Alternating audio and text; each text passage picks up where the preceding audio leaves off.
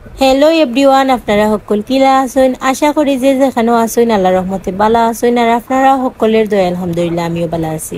আর এখানেও আমি আগ থেকে আম গেছিন থেকে দইয়া তো ইসলাম ও আমগুলো এখন কাটিলার আম। আজকে আমি কাঁচা আম সারা বছরের লাগি সংগ্রহ করিয়া রাখবো, তাই আপনারা লগে শেয়ার করবো, আপনারা সাথে থাকবা। আর আমগুলারে আমি আগ থেকে তো কইলাম দইয়া উইয়া তৈছি। আর আমের গার মধ্যে কোনো পানি উনি থাকতে পারতো না, এর লাগে এখন টিস্যু লই লিছি, লইয়া আম টিস্যুর মধ্যে রাখলাম। আর তো আমার খাতা শেষ, এখন আমি বয়ামের ভিতরে এক টুকরা করিয়া ঢুকাইয়া রাখলাম। আর বয়ামটা হইতে কাঁচের বয়াম, নাইলে কিন্তু আপনারা সারা বছর কাঁচা আম সংগ্রহ করিয়া রাখতে পারতেন না। আর তো আমি বয়ামর ভিতরে সত্যি সুন্দর করিয়া বড়িলাম। বড়ার পরে আমার একটা জাদুর পানি আছে, এই পানিটাই আমি বয়ামের ভিতরে ডালি দিব। আর ডালি দিলেই মানে সারা বছরের লাগে আম সংগ্রহ করিয়া রাখতে পারবো। আর এই আমটা মানে তুমি মানে যেরকম রাখবা সারা বছরই মানে কাঁচা আমের ফ্লেভার পাইবা, কোনো সমস্যা হইতো নাই। আমরা গাছ থেকে ফারিয়া জেলা খাই ওরকমই লাগে।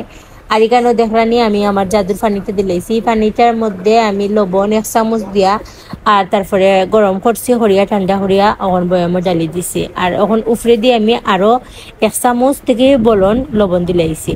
আর দেওয়ার পরে তোমার রেডি গেলো জাদুর পানি। এই পানির ভিতরে এই আমগুলো সারা বছর বালা থাকবো, কোনো সমস্যা হইতো না। আর আপনারা যারা এখনো ট্রাই করছেন না, একবার ট্রাই করবা। আর তারপরে এখানে আমি সামান্য সিরকা দিলাইছি, সিরকাটা অবশ্যই মনে করিয়া দিবা। আর এই আমগুলা এখন আমার সারা বছরের লাগে আমার রাখা হয়ে যাব। আমি সারা বছর এখান থেকে এখন এক টুকরা করিয়া নিয়ে খাইতে পারবো, আর কাঁচা আমের স্বাদ পাইমু।